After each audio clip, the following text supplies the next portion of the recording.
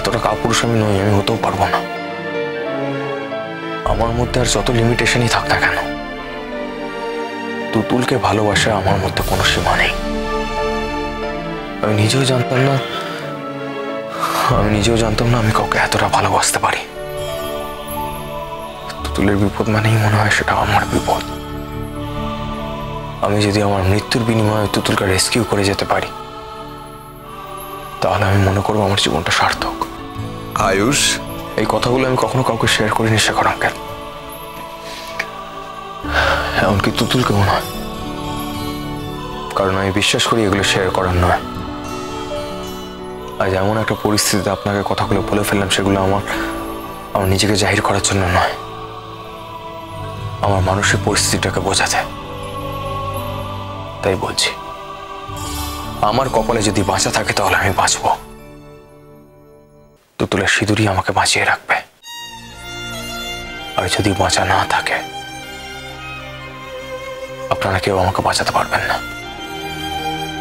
তাই বলছি, অযথা টেনশন করে কোনো লাভ নেই।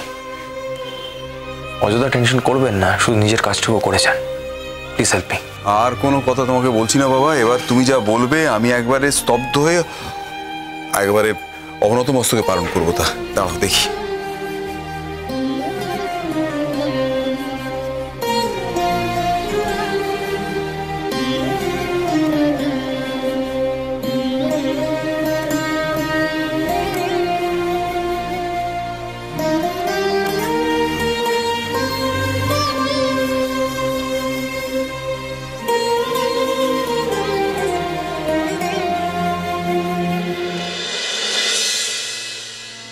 कौन तरसे तुम खेलत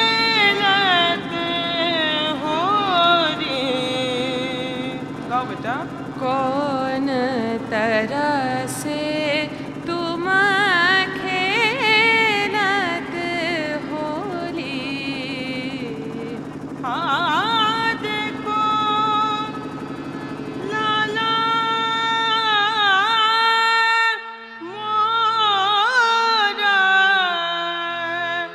देखो लाला मोरा, आँख ना खटके कौन तरसे तुम खेलत हो रे। हाँ गारी गारी में दो।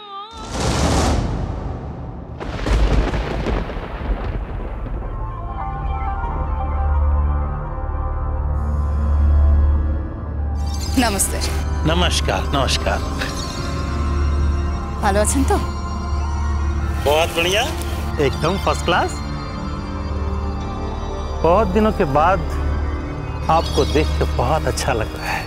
আমি ওনাকে সব বলেছি মধুশ্রী, তুমি জানো। সেই জন্যই আপনার কাছে আসা। আমি জানি আপনি সব পারেন, আপনার অসাধ্য কিছু নেই। তাই আমরা শেষ ভরসা আপনাকেই করেছি। আপনাকে এই কাজটা করে দিতেই হবে স্যার। मधु जी, আমাকে একটু খুলে বলুন না, আপনার মতন একটা স্টার एक साधारण लड़की के पीछे क्यों पड़ा है?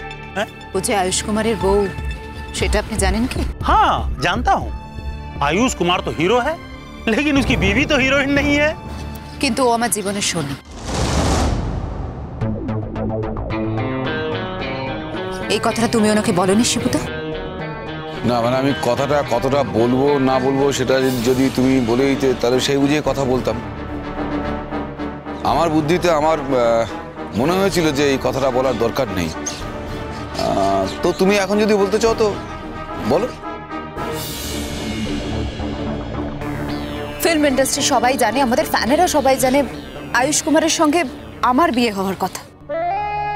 আমার বিয়ের আশীর্বাদ পর্যন্ত হয়ে গেছিল। তারপর আয়ুষ কুমার এই মেয়েটাকে বিয়ে করে, মেয়েটাটা ইলিটারেট, স্কুল পাসও করেনি হয়তো, ওদের বাড়িতে মেড হয়ে এসেছিল। আর তার সঙ্গে জড়িয়ে কি কেলেঙ্কারি কাণ্ড। আর এই কারণে আমার বিয়েটা ভেঙে গেছে। এটা একটা পাওয়ার গেম প্রীতমরাজ। আমার হাতে ক্ষমতা আছে, আমি ওকে শেষ করে দেব, মাথা তুলে দাঁড়াতে দেব না আমি ওকে। ও যে এখানে এসেছে আয়ুষ যাতে ওকে দরদ দেখিয়ে এখান থেকে নিয়ে চলে যেতে না পারে, তার জন্য আমার আপনার সাহায্য চাই। কিন্তু তার বিনিময়ে আমি কি পাবো? আপনি তো আপনার হিসাব বুঝে নেবেন আমাকে ইউজ করে আমার বিনিময়ে, কিন্তু আমি কি পাবো? আমি তো কিছু পাবো না। আচ্ছা মধুজি, বেকার বেকার এই ঝামেলা আমি আমাকে কেন জড়াবো বলুন তো? আমার কি লাভ আছে? আমি তো কিছু বুঝতেই পারছি না।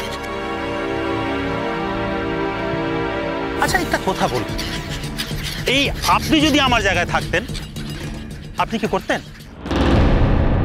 আপনি কি করতেন বেকার বেকার আপনাকে নিজে জড়াতেন এর মধ্যে? আরে আপনার সঙ্গে পরিচয় আছে, পুরনো পরিচয়, তার বদলে আমি আপনাকে নিজে মহলে নিয়ে যেতে পারি, আপনার সেবা করতে পারি, আপনার আদর করতে পারি, কিন্তু নিজের মধ্যে বেকার বেকার জড়াতে পারবো না। বলুন তো। মেয়েটাকে দেখতে শুনতে খারাপ, মেয়েটাকে আপনার পছন্দ হবে, শুধু শুধু আয়ুষের বইয়ের পরিচয়টা আমিও জীবন থেকে ঘুচিয়ে দিতে চাই, শুধু আয়ুষের বইয়ের পরিচয়টা আমিও জীবন থেকে ঘুচিয়ে দিতে চাই। স্যার, ওই পরিচয়টা মোছার জন্য অনেক চেষ্টা করেছে মধুশ্রী।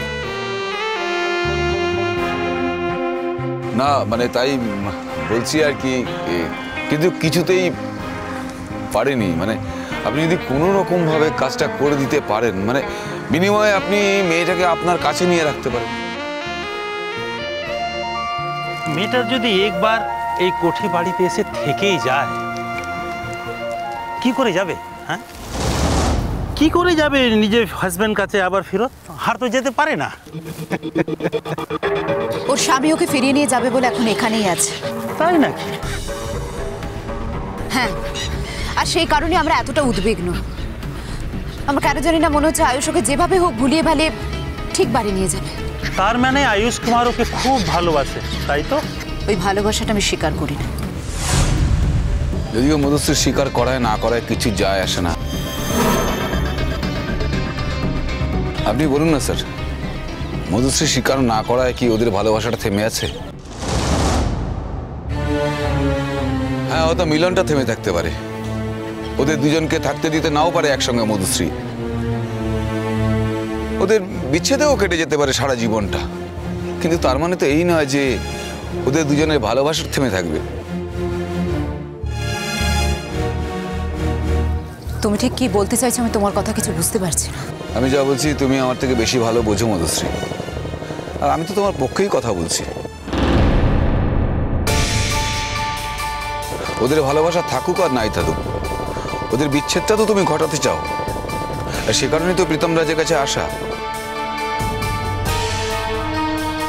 স্যার স্যার আপনি যদি মেয়েটাকে নিয়ে আসেন তাহলে আয়ুষ আর কোনো রকম ট্যাপও করতে পারবে না। মানে মেয়েটা যদি আমার কাছে থাকে তাহলে মধুশ্রীর ভয় হচ্ছে যে কোনোভাবে হোক আয়ুষ ওকে ওখান থেকে নিয়ে যেতে পারে, কিন্তু আপনার কাছে থাকলে সেটা পারবে না।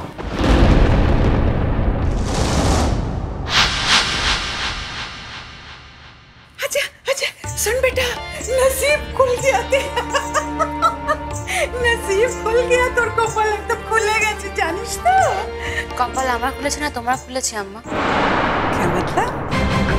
আজ প্রীতম রাজ বলে এক ভদ্রলোক আসবেন না এখানে আসরে, তার আসার কথা না? আর ঠিক তারপরে তুমি জানতে পেরেছো যে আরো এক রহিস আদমি, কোথাকার এক রাজা, তিনিও নাকি আজ এখানে আসবেন। চোখের তারা